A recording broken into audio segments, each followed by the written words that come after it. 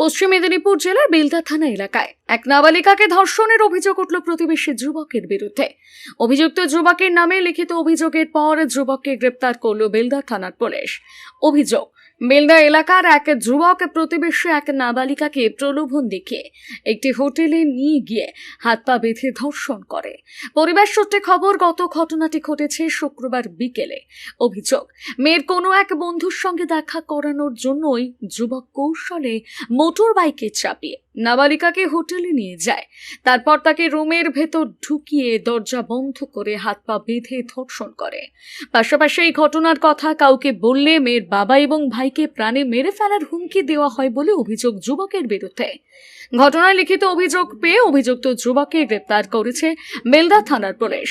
আরজিকরের নৃশংস ঘটনার মাঝে বেলদার এই ঘটনায় যথেষ্ট চাঞ্চল্য ছড়িয়েছে এলাকায়। এবার বেলদার স্মার্ট চয়েসে পেয়ে যাবেন সমস্ত বয়সের মহিলাদের জন্য আকর্ষণীয় নিত্য নতুন ডিজাইনের পোশাক।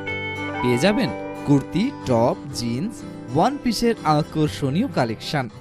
Smart choice, Belda station road.